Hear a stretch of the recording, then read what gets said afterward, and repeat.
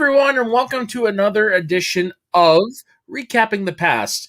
I've got myself, the sexless innkeeper, Soda, and I am joined by Ren Boehner, who is showing off his dance moves during the title card. And yes, I saw that. How you doing? I'm doing really well. I'm looking forward to this one. Yeah, spoilers and our personal viewing of this, we're both almost done the series, and I really don't want it to stop. I really don't. I'm excited to compare this and our next show. Whatever.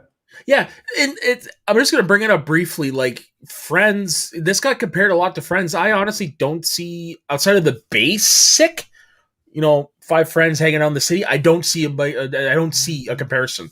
Is it because they hang out at a bar and one hangs out in a coffee house? Like, character system, similar character types. I must be fucking blind because I don't see it. Well, you don't see similarities between Ted and Ross? No. Okay. Ted's chasing love. Ross likes to marry. One wants to get married. The other one doesn't know how to stop. Honestly, the only character I can say I can see like glaring similarities to is Barney and Joey. I can see Marshall and Chandler. But see, they're both the funny one, but Marshall exudes self-confidence.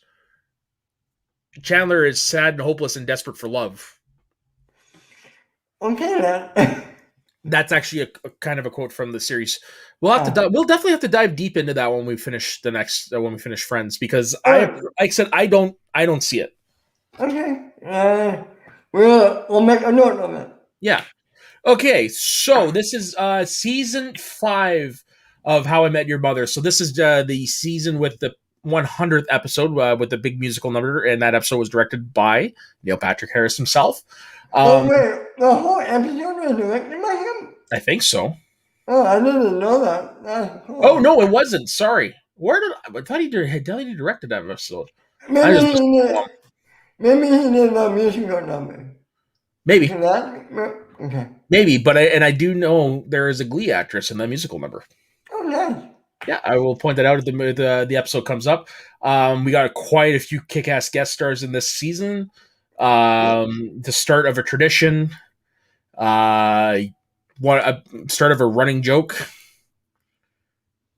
Let me know when we get to it. Dude, your name is the running joke. Think about it. Oh. Okay. So, anyways, let's just get into it. Okay. So, what is your number 5? My number 5 is Playbook. That is a punt. Okay, then. What's your number 5? Homewreckers. That's not on my list. Okay, so Homewreckers, in the episode, Ted's mom goes through her second marriage, and Ted has a midlife crisis, and he buys a dilapidated house in Westchester, which at the end of the episode is it the end of this episode where it's revealed that it's the house that future Ted narrates from? Yeah. So basically he has a midlife crisis. Like I said, he has a midlife crisis and buys this house. While everyone is trying to figure out whether Robin or Barney cried at Ted's mom's wedding. Yeah, this is a funny one. Oh yeah. I love Clint as a character. He's so funny. Oh, Clint is awesome. Yeah. And I'm sitting there and like, I know him from somewhere. He was in an episode of Home Improvement in the final season. No shit. Yeah, he played the producer of Tool Time in the episode where where they're filming the episode in Swedish for the Swedes. Okay. Yeah, he plays the production the producer for that show for that episode. The douchebag? No, this is not the douchebag. This is the helpless idiot who can't get anything right. I think this is before Morgan Waddell. So it might not be the final season, but it's in the latter half of this show. Okay. Yeah. And also, I do want to give a special shout out to the gentleman who played the house inspector in this episode, Gary Anthony Williams. That man is one funny dude. He is in the revival of Whose Line Is It Anyway? Holy shit, that dude's funny. And you see a hint of that in this. Nice. Nice. Yeah, so I'm just going to read. I like to read the synopsis to help. So Ted is telling his kids the crisis he endured at the announcement of his mother's second marriage to free-thinking Clint, whose every word about Ted's mother is of a sexual nature. Not being able to contain his horror, not only in her marrying a man like Clint, but her marrying for a second time before Ted even enters into his first marriage. Ted runs off in the middle of the reception. But when he emerges 72 hours later, Ted is a new, happier man. He has circumvented his own non-marriage status by buying a house. Although he considers it his dream house, the gang see a run-down, uninhabitable rat trap. The home inspector concurs. Lily thinks she has at least a cathartic solution to Ted's problem, but it's Marshall who knows deep down what Ted will do. Meanwhile, Robin and Barney have different stories about which of the two of them cried at Clint's sexually charged wedding serenade to and about Ted's mom. And Marshall comes up with a new guessing game he calls, Was I a Kid or Was I Drunk? Oh, Marshall, It's a game I think would be fun no matter who played it. Yep.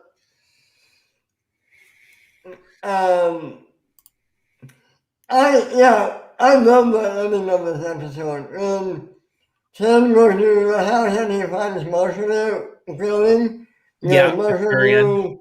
Yeah. Yeah, it's you can tell that they're more than best friends. They're brothers. And I don't mean like Barney's bro. I'm talking like brother. The three of them are brothers, in my opinion. Oh, for sure. The three of them are brothers, but there is a more special connection between Marshall and Ted. True. Yeah. And you can definitely tell every time there's a serious scene between the two of them, and especially at this moment, Ted shows up at the house and there's Marshall sitting on the back deck grilling with a beer like Ted said he wanted to do on Sundays. Yep, great episode. Yeah. Okay, what's your number 4? Doppelgangers. That's my honorable mention. Okay, so this is a finale. Robin is. Oh, God, I can't think. Robin is stuck between staying in New York and following her the heart with her boyfriend or taking her dream job in, I want to say Chicago or Boston? Yeah, Chicago. Which is funny because when Ted ends up moving to in the final season. Spoilers, never leaves. So she's thinking about what to do while everyone convinces Ted to fix his hair as a prank. Because Ted is an idiot, and every time somebody tells him not to do something, he does it. Dumbass. And Marshall and Lily made a promise that the final doppelganger, by the time they find the final doppelganger, is the time they start planning to have a baby. Yep. And the final doppelganger is Barney's. Yeah. And they see his doppelganger, and it turns out it's actually him as a cabbie. Yeah. Trying to pick up chicks because his thing is he's trying to sleep with somebody from every country or continent, every country.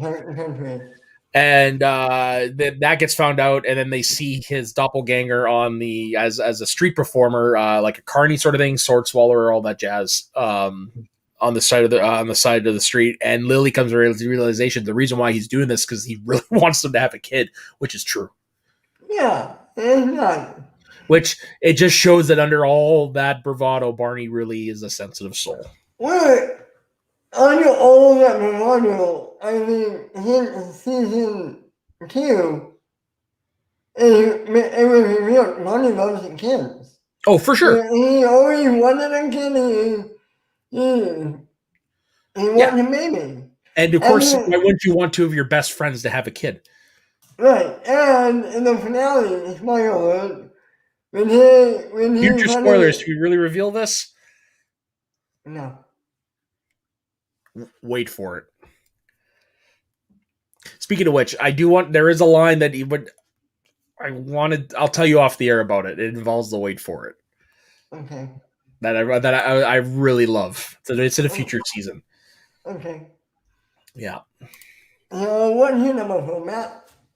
So my number 4 is robots versus wrestlers. Ooh, good one. Yeah. So robots versus wrestlers is something that actually you will see happen a little. It'll be mentioned a few times, but basically this is where they see Ted's doppelganger, and it is a lucha libre wrestler. I don't know how nobody complained about whitewashing there. But basically, okay, so Barney feels the gang is slowly falling apart. Despite not knowing exactly what it is, but knowing that they would all have a good time at it, he got 5 ringside tickets to go see Robots versus Wrestlers for himself, Ted, Marshall, Lily, and Robin, knowing full well that Robin would now decline in her want to establish a relationship with Dawn, away from specifically her 2 ex-boyfriends. Marissa Heller may be the cause of Ted also drifting away from the group, he who feels unappreciated whenever he tries to bring a little culture into proceedings. So when the 4 crash an upscale party, Ted feels like he's met a crowd who he not only likes, including film director Peter Bogdanovich, political communist Ariana Huffington, and New York Times crossword puzzler editor Will Shortz, but who allow him to be cultured. But can Ted be cultured all the time? A recent doppelganger sighting may provide him the answer. Meanwhile, Marshall and Lily wait for a specific sign to let them know when they should start a family. So basically, in this episode, you can feel that they are drifting apart. And at the very end of the episode, Ted's thing is just like he's at the party there. The other 3-year-old robots with wrestlers like they sent him a text. Is like, we just found your doppelganger, and he's like, guys, I gotta go, and he fucking bolts of the party, proving that you know what, his friends mean more to him than this. And at the very end of the episode, Robin comes back. She's just like, she misses her friends, so she joins them at the bar. And how does she enter to the scene? Which my friend the other day, I was talking about the dating scene because I am like Ted. I'm trying to find the one or whatever. And my best friend asked me, so how is the online dating game? And I actually sent her a gif of Dave Coulier going. Of course it was Dave Coulier doing that. I was trying to find one from How I Met Your Mother, but I couldn't find it, and because I'm at work and I'm not technically allowed to use my phone while I'm at work right now. So yeah, so it's like that's the best I can do. But message came across. Okay, so what is your number? Yeah. There's an unshot like in that episode. Okay, go for it. William the hole. William the hole. What was what was the impetus of that again? Marshall said, oh god, Yeah, but what were the two having animals? Perry and I forget what now. It's a pet. Yeah. Yeah. Okay, so now we're your number 3, correct? Yeah. I think I'm going to get pendant again, but I'm not going to say it. Synopsis giving 2. Revenge of the Snap. Yep. So Huh? mine, yeah. Yeah. Okay. So my number 3 is Girls versus Suits, which I'm pretty sure is a punt. Punt. Okay. So what is your number 2? Rough patch. Not even on my list. So, Barney and Robin keep fighting and others trying to break them up because they just feel those two don't belong together at this point. And let's not forget, Robin gets frumpy and Barney looks like me. and they go to Lily because Lily is a mastermind about breaking couples up. And she said, she's like, every time I think I got like, pull me back in. Like, that's a Godfather 3 reference there. Oh yeah, I love that. Yeah, I'm one of the defenders of that movie. Yeah, that's basically the episode. What do you have to say about it? Okay, so in this so Robin's plan, not Robin's plan, Lily's Yeah. plan, it's actually really elaborate. Let's see if they actually. So Lily's masterpiece to break them up involves Alan Thicke, one of Barney's old girlfriends, a stormtrooper, and a bunch of dirty dishes. Like that's how elaborate she went. And basically, what finally broke Robin and Barney up was they looked in the mirror and they didn't like what they saw. Yeah. And I have to say, the very last scene in this episode, I love. Say it. When Kate hears him shoe and they look, this is what happens. And Tony comes walking in the pub. Oh yeah. Oh, clean shaven and Oh yeah. and Daddy's home. Daddy's home. Yeah. Daddy's home or Daddy's back. I can't Oh, remember. Dad. I think his daddy's back. Yeah. Yeah. Yeah, a funny thing. I love. And we get a hint of a woman small portion TV show that will come back in and play next season. Did we get a hint of that in this? We got Robin Thicke, Alan Thicke, not Robin Thicke, Alan Thicke. Oh, Alan. Okay, he probably mentioned it then. Yeah. Yeah, he may come into the spot next season too. Of course. Alan Thicke, another Canadian treasure. Okay, so my number 2 is the first of 2 punts. It is the playbook. Okay, elaborate. Okay, so in the aftermath of Robin and Barney's breakup, Robin states that she wants to take a break from being in a relationship. Ted and Marshall are certain by this statement that she'll soon find her next long-term boyfriend. Barney, on the other hand, is all set to go back to his womanizing ways and turns to his playbook, where he's written all the scams he's used to pick up women in the past.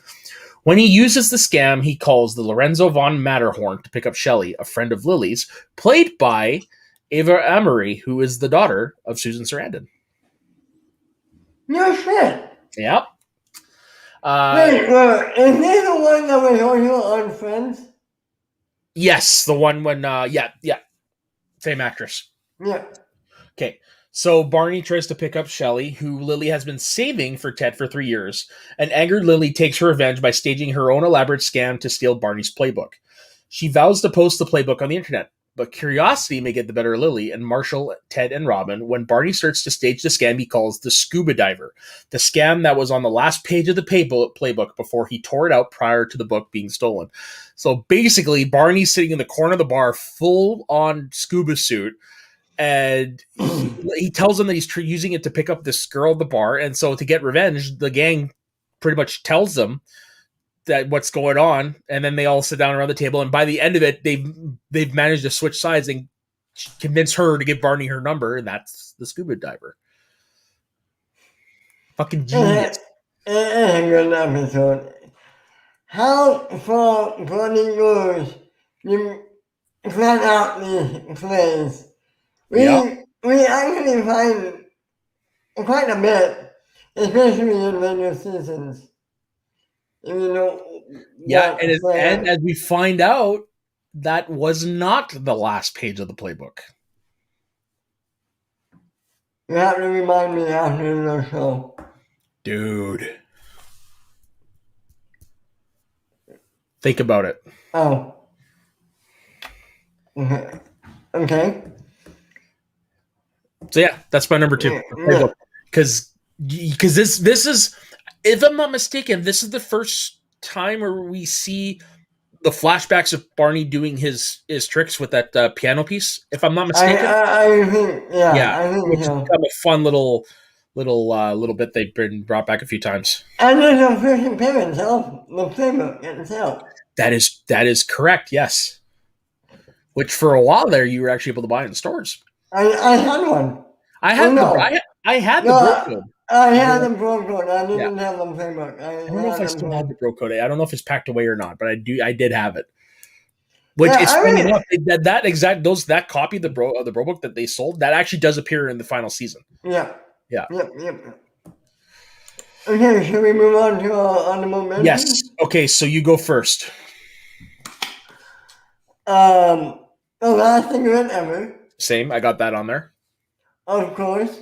Yep, me too. Well, mainly because bang, bang, bang, bang, bang. Which again comes back in a different form in the final season. I will tell you that after off air. Hot. No. Ten is a shirt mostly, but it's on my list. Yeah. And the wedding bride. Ooh. So mine are Doppelgangers, of course. Last cigarette ever, which is the one where it's revealed the whole gang has smoked at some point in their lives or another. And we get Lily's Harvey Firestein voice, and Robin 101. Yeah. The one where Barney tried to be a better boyfriend, takes a class on Robin taught by Ted.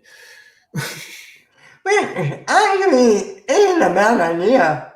It's not. No. I kind of don't understand why Robin was mad. Maybe because they went on the note too personal? Maybe.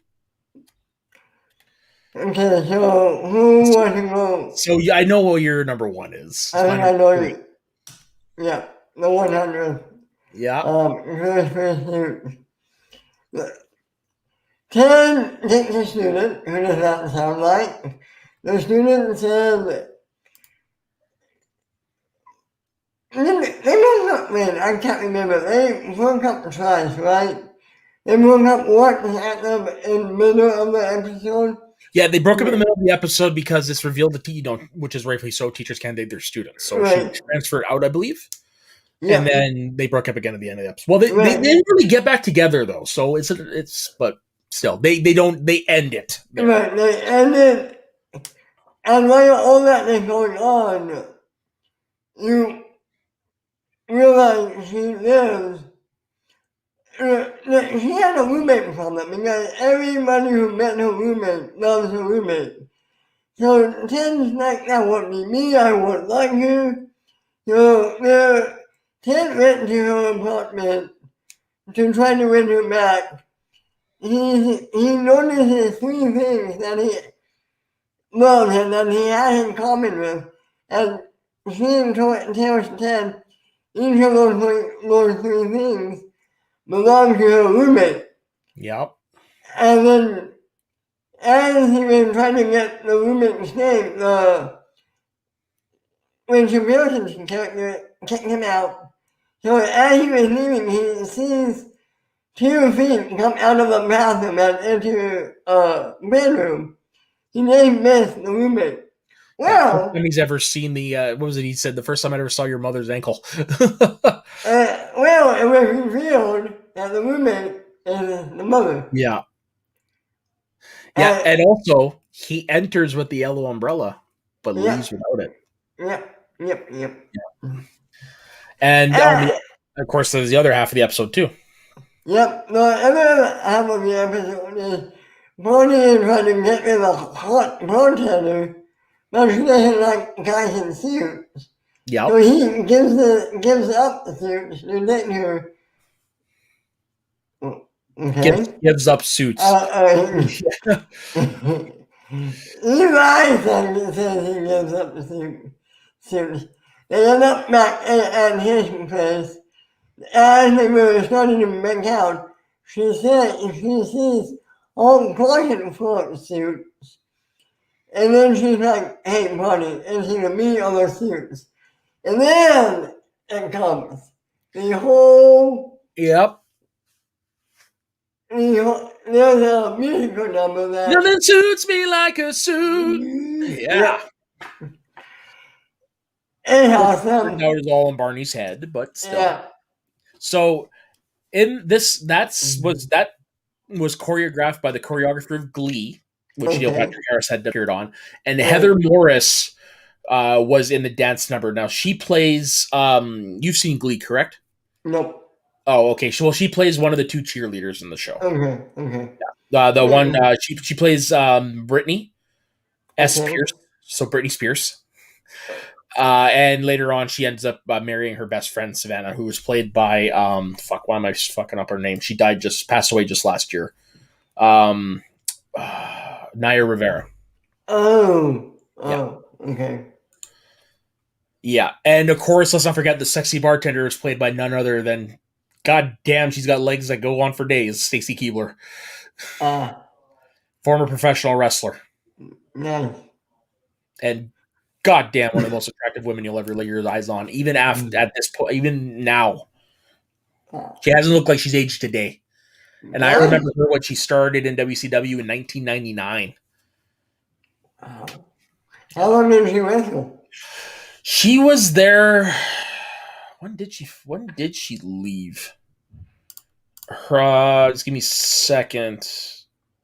I love how unknown for she's not even listed as a wrestler. It would have been 06? 06 was when she finished up. Cool. Yeah, she did appear at the Hall of Fame in 2019, but as a full-time wrestler, I believe it was 06. Yeah, 06. Is she good? Not really. Back in that era was mostly they hired women for their looks. Like she could handle herself for sure, but none of the women they had at that time were athletes. Not sure. It was the era of, hey, look, bikini model. You want to wrestle?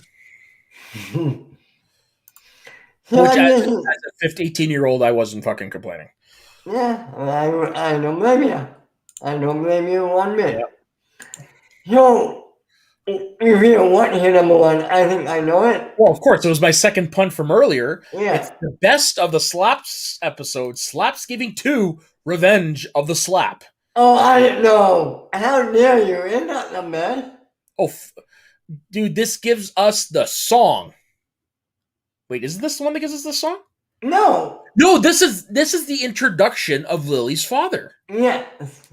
Which makes it really good because they got Barney sitting in a chair and everybody takes turn accepting the slap as a gift. And just as they're about to do it, they pass it on to the next and give Barney a fucking complex. Okay, so Lily and Marshall are hosting the 2009 Thanksgiving at their new apartment for the first time. Because Ted and Robin come through with what Marshall deems the make or break item for Thanksgiving, he shows his ultimate gratitude. He is giving them the fourth of only 5 slaps to Barney. Marshall won in a bet with Barney in 06. The terms of Marshall's gift. It must be done before sundown so as not to interfere with the dinner. Ted and Robin can decide between themselves who gets to deliver the slap, and they will tie Barney down to a chair for the slap. Now, I do stand corrected. The first one is the best one. I'm sorry, I confused the two for a second. Yeah, Because the first one has the countdown and the song. For some reason, I had in my mind it was this one. I was wrong. I would actually argue that Snapman episode has a best snap. Robin's Monkish review. No, I'm still gonna go with the second, the first Slapsgiving episode just because of the song. Okay, that's fair. But anyways, Barney, who has always hated the anticipation of the slap as much as the slap itself, is hoping that time will run out as Ted and Robin discuss and then argue over who deserves to deliver the slap more. Thanksgiving may end up being as bad for Lily, whose deadbeat father, Mickey Aldrin, played by the great Chris Elliott, who has always disappointed her and from who she has officially been estranged for 3 years, shows up at their doorstep. Marshall tries to convince Lily to forgive Mickey, whose appearance may not have been totally by accident. Mm-hmm. Yeah, so basically Marshall's being the loving husband. He wants Lily to make up with her father because he wasn't even at the wedding. And it's revealed, well, like he was, he was a chronic gambler, alcoholic. He has this fascination with creating board games. And actually out of this one, he came up with the game Slap Bet, which I don't know why that didn't do well. Yeah. And you hear the song in a commercial out there. Yeah, it's the slap song. It is the slap song. Yeah. You really got it, man. Oh. Yeah. And honestly, like Mickey is one of the best recurring characters. Yeah. Always good for a laugh. I always liked him in the later seasons, like what he. Yeah, oh, for sure. Once the the grandchildren are born and stuff, of course. Yeah. That's what makes him one of the best ones. Yeah. And of course, we get the introduction of Lily's "You're Dead to Me" look. Yeah. And he's coming back a few times. Yeah. So in this episode, these are the lists of the board games that Mickey has created, or that's been referenced or seen. Tijuana Slumlord, Car Battery, Diseases, which is revealed that Mickey's sitting at, he says, like, I'm sitting on some pretty bad hemorrhoids, and he's, the game? No, I'm actually sitting on some hemorrhoids. Like, ew. Thirsty Hippo, Sleepy Tombstone Maze, Landmine Lunge, There's a Clown Demon Under the Bed, Bermuda Triangle, Dogfight Promoter, and Slap Bet. And you wonder why he has no money. Right? It is revealed later on that one of his games did succeed, We will reveal that one when it's time. Yeah. All So, right. any last thoughts on season 5? Overall, this was a good season, but I found for me the seasons following were the best of the series. As I'm doing this rewatch. Yeah, me too. I think the next season we're going to cover as one of the best, if Yeah, not the best. because this season, the season 6 and onward is where they really introduce, like, you got it earlier in the seasons for sure, but you definitely get more serious stuff with the Well, characters. okay, we should talk about Tennessee Tom and how this season started. Yeah, With him teaching a class in the one classroom and yeah, why that's important. yeah. Because Yeah, you can. Go because the ahead. mother was in the class and that was the first time she'd ever met him. Right. That's why. And he told that selfish joke and she laughed. Yeah, but you knew it was as I'm in season 9 and as I'm watching the mother. That's kind of the person I would like to end up with. A complete dork. Yeah. I mean, yeah, because it seems perfect. Yeah, yeah. You can't help but fall in love with Kristen Milioti's portrayal of the mother. You can't help but do it. It's impossible.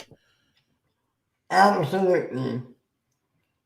Now, I get it. Well, okay. Never mind. I was going to ask you something, but Yeah, this isn't. if This isn't. spoilers, ask me off air. Yeah, will you? Oh, and there is one thing we forgot to mention because none of us mentioned the episode. This, because it's the Doppelgangers, this is the first of what, 2 times we see Lily's Russian stripper look-alike. No, I did mention that episode. Double date? Oh, no, no, no. I'm sorry. I thought you were talking about Doppelgangers, that episode. No. That's no. The double date. The second episode of the season is the first time we see Lily's. Right, no, you're right. Yeah, Oh, God, that's funny. yeah. Oh, and another And one we didn't bring up. We have to because of how Canadian centric it is dual who citizenship. was it? Yes. Okay, Now, you're on asked Canadian away. here? How accurate is this episode of life being in Canada? Well, Go they named ahead. Tim Hortons. Like that is Okay, at that time how they looked like. okay, We don't always get into fights when we're drunk. okay, Hydro Bill is actually what we call like a hydro is what we call our power up here. okay. Okay, and Louis Cyr is actually a French Canadian legend. He's because the quote in the episode was Robin tells Ted that the hydro bill is bigger than Louis Cyr's arms. Louis Cyr was a French Canadian strongman and weightlifter whose forearms reportedly measured 16.3 inches. Mm. But yeah, like I said, the Tim Hortons are is okay. Is there any more? Oh God! And we're not. I just want to put that out there. We're not all. We are nice, but we're not that fucking nice. We're America light. How about King Clancy? Yep, that is a legendary hockey player who has an award named after him at the NHL awards. He played in the early 20th century for multiple teams throughout Canada and won numerous Stanley Cups. That is a real person. Okay. So is Harvey's. Harvey's is an actual restaurant up here. It's kind of like Subway for burgers. Oh, nice. It's like, okay, you know what Five Guys is? Five Guys. Yeah, we have It's a that. similar idea, but Harvey's Five Guys is what you would get at a barbecue, whereas opposed Harvey's is a little more professional, streamlined. That makes sense. Yeah. Yeah. Yeah. Well, I think that does that come up season 5? Yeah, that's all I want to talk about season 5. Now, when it comes to season 6, what can we expect? A lot of heartache. Fuck, you're not wrong there. We can expect a certain holiday. Yep. we can expect one of my favorite episodes of the whole show is in this season. Yeah. This has also one of my favorite episodes as well. We see the return of a certain device. Mm-hmm. Um, We get uh, we get it. We get the introduction to another one of Ted's long-term girlfriends. we see The the return of a guest star. yeah.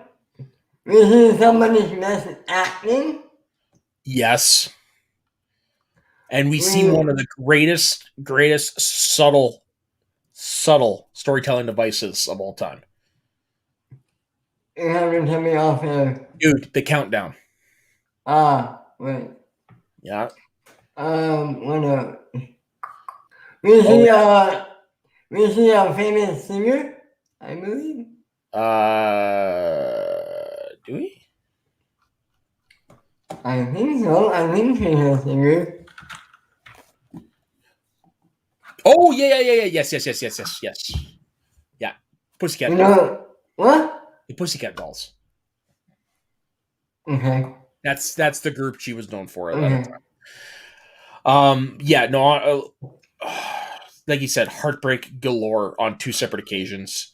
Oh, we get the introduction of Barney's father. Yep. Uncle Jerry. Yeah, Uncle Jerry. And not to Ooh, mention wait, before you say that, we get a certain Jimmy Zero. I was about to say we meet James's father. Yeah. Yeah, and it shows just how delusional Barney can be. You think? Yeah. Yeah. No, this like I said, this is where you start to get the heavy stuff. The heavy Right. stuff. And And you, it made the series that much better. yeah, and there's not usually a recurring book ending device that will come into play. That does start this season, yes. Yep. And also the introduction of boats. What? Oh, And then, that character, that part of the characters, in my opinion, was annoying. and we get, and we get the return of another character.